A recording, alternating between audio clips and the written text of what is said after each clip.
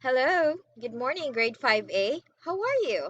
This is me again, Teacher Che, and today is November 5, 2020. This is the second day for our second grading, okay? And for our synchronous class today, we are going to have a story entitled Friends and Foes and tackle about the two topics which are using denotation and connotation and sequencing of events. So let us start. Before I will share to you the story Friends and Foes, I would like you first to answer the one that I'm showing now. And please get a pen and paper so that you can directly write your answer because later on in our class at 2:10 p.m. I am going to have an oral recitation or I'll call names, and if you can answer, example, I'll say what's your answer in number 1, you can directly answer and you'll get a participation point. So is it clear? Very good. Okay, directions. Match each word in column A with its meaning in column B. Write the letter of your answer before the number. So you should find the meaning in the column B, okay? So now let's have number 1. What what letter matches the word foe? Find here in column B. Okay, now let's have number 2. Ignore. Number 3. Triathlon. Number 4, stunning. Number 5, resented. Number 6, commotion. So I hope you're writing your answers. So just keep that paper because you can use that later when I will call your name. Now let us have the story Friends and Foes. Friends and Foes. Sarah and Jane do not get along well with each other. They were neighbors and schoolmates, but they completely ignored one another whenever they would bump into each other in the streets or in school. Jane was a beautiful girl with long black and silky hair. She was the most popular girl in school. Girls in school envied her good looks and the way the boys admired her. She was also popular among teachers because she always got good grades. She joined triathlons and always won. Sarah, on the other hand, is the exact opposite of Jane when it comes to popularity status. Although Sarah was also a pretty girl, she wasn't as stunning as Jane. She also got grades, but Jane's were always higher. This is why she resented Jane. It didn't help that their families were friends, being neighbors and all. Their parents knew that their girls weren't as close as they had hoped, but they didn't know that there was animosity between the two girls. However, this would change one afternoon in school. It was already late and almost everyone had gone home already. Sarah forgot about the time and didn't realize that it was already starting to get dark. She had spent hours in the library researching for a project. As she was walking down the hall, she heard a noise from one of the rooms. She silently went to the window to see what the commotion was, and to her horror, she saw Jane struggling in the arms of one boy. She was begging him to stop kissing her and to please let her go. Without hesitation, Sarah barged into the room and hit the boy with her books. She kept hitting him while shouting for help. This scared the boy and he ran off. "Are you okay? Are you okay?" Sarah asked Jane as she took the shaken girl's hand in hers. "Thank you," she said, sobbing. "We were just talking. I really like him, but then he started kissing me and I got scared."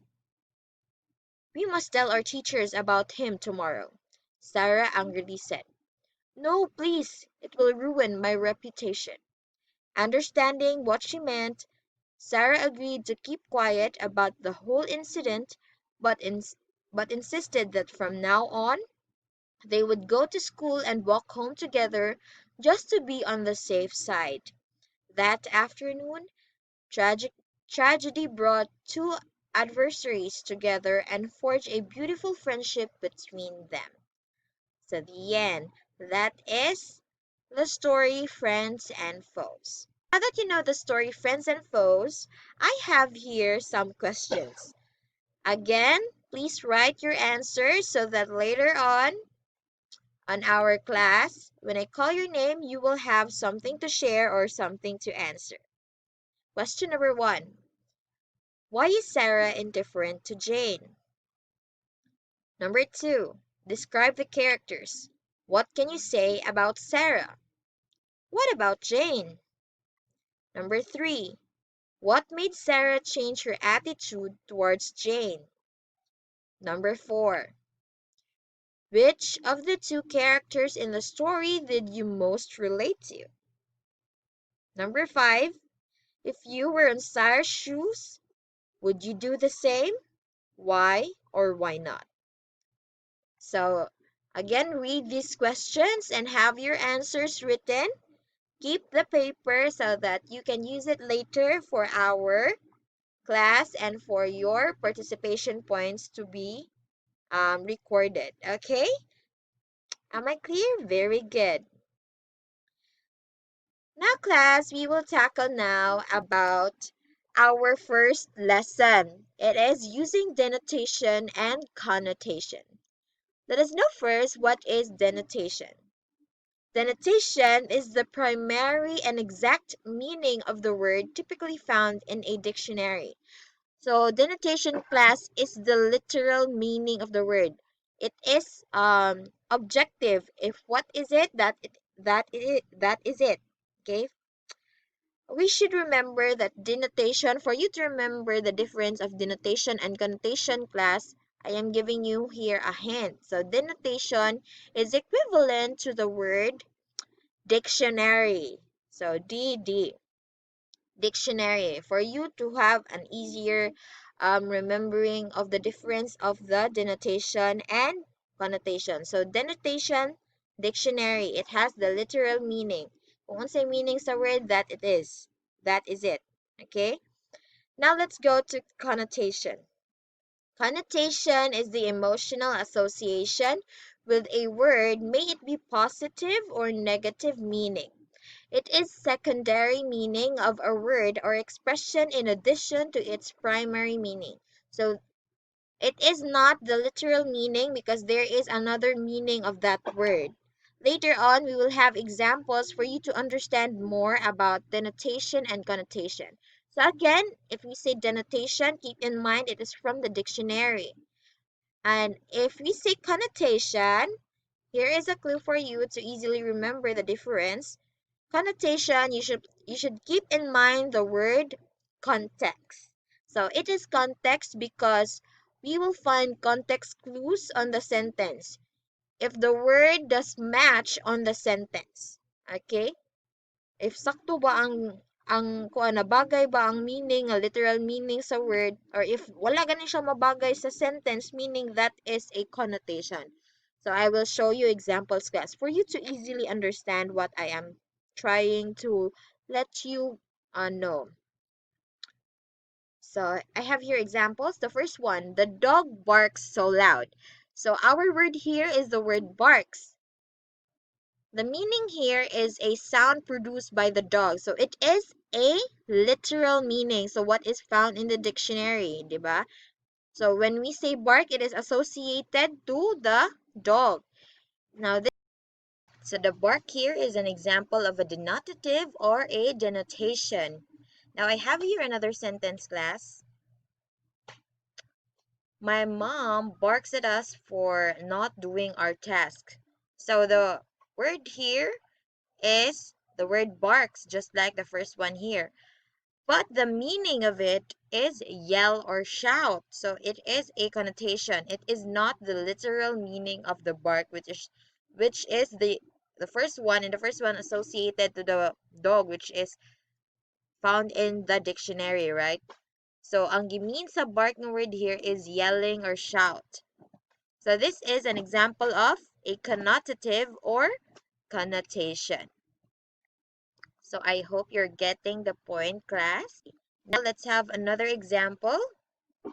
It is, you will find the meaning of it in the context. It does not mean that barks arf arf, but yelling. Now, our second, slim. I have here three words. So, slim, bony, and underweight. These three words are connotations, but they have the same denotation or meaning, which is the word thin.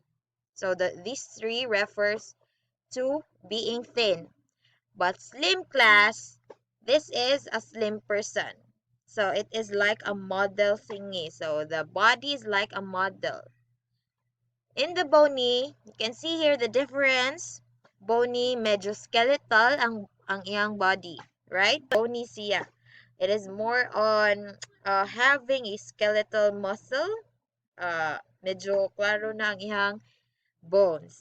Now, underweight, here, underweight. Underweight is like malnourished or a person that is sickly. Because now, in these three words, slim, bony, and underweight, slim is the positive connotation. It is positive because it does not refer to us very skinny or very daot na, very thin. Whereas to bony is the negative connotation. It is the negative one because as you can see in the picture, do you want to call someone like this? Very bony person? And then for the underweight, it is a neutral connotation. Why? Because it is neutral because this is also usually called to a person that is thin. We know that being underweight. It could also be possible that it could be negative because there is a connection to the word malnourished. So as you can see here, that's the difference of these three words.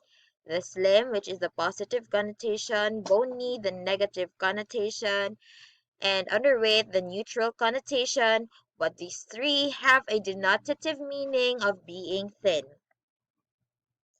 Okay, I have here another set of examples. The first word, juvenile. The second is adolescent. And the, here, the third word is youth. So, yeah, that's youth. So, these three words have a denotative meaning of being a teenager, or this literally means to being teens, okay, to the teenagers. But the negative connotation here is the juvenile. Why? Because juvenile has a meaning which is associated to the cultural association of juvenile delinquent or juvenile detention and prison. So when you say juvenile, he is a juvenile. That means that the teen is kanang badlungon, di ba? Juvenile delinquent, that's it. Now, in adolescent, it is a neutral connotation because it is a synonym for teenager since it is objective and it is also a professional way to label a person between 13 to 19 and it is not negative or positive. So, saying adolescent is just like equal to the denotative meaning of teenager. But here, class, it is 13 to 19, but here in the Philippines, we consider adolescents 18 below, teenagers 18 below. Okay. Now, in the third word, which is youth, it is a positive connotation. Why? Because it is associated from the media and advertisement promotions that youth is youthful or beauty. Bata, batanon. Young. Yeah, that's it. Young. But again, these three words refers to teenagers. Juvenile is the negative connotation. Adolescent is the neutral, or this is what we say usual. Aside from using the word teenager, we say adolescent. And the last word is youth, which is a positive because it says like the word young. Okay, so I hope you understand the difference of denotation and connotation, and also three kinds of connotation, which are the um, negative connotation, neutral connotation, and the positive connotation. Okay, now let's move on to our second topic, which is the sequence of events. Okay, so the ability to understand the order in which events happened in the story is a skill that students must have in order to become efficient readers. Stories and articles reveal events in a sequence form from beginning to end. These signal words, or the transitional devices, facilitate comprehension of the story. They give a vivid picture or direction of where the story is leading. So these signal words or transitional devices are very important. So look for signal words like first, next, last, before, after, and finally to help you figure out the sequence of the story. So sequencing of events, class, is very important for you as a student, diba? Or also as a person, because if we know how to sequence events, class, we know how to process things. We know what are the steps, diba? That's it. So signal words or transitional devices are just like this: first, next, last, before, finally, after. I have here more examples of transitional words or the signal words time transition. This help us move this helps us move the story forward and show the sequence of events. So in the beginning, usually the words used are here. First, once, one time, to begin, to start, initially, in the beginning. It started when, first of all, once upon a time, one morning, one day. Now, when we are in the middle part of the story, the signal words are these: then, next, later, second, also, soon, after that, suddenly, before, long, later that day, meanwhile, unfortunately. And for the end part or the ending part of the story, we have finally, last, at last, in the end, eventually. To sum it up, last but not the least, and as a result. So there are still a lot of signal words or time transitions that you can find, but these are just some, and these are very useful in sequencing events. So thanks for watching. That would be all. I hope you have learned. And again, keep the papers that you have the answers so that we can use it later on our class. Goodbye.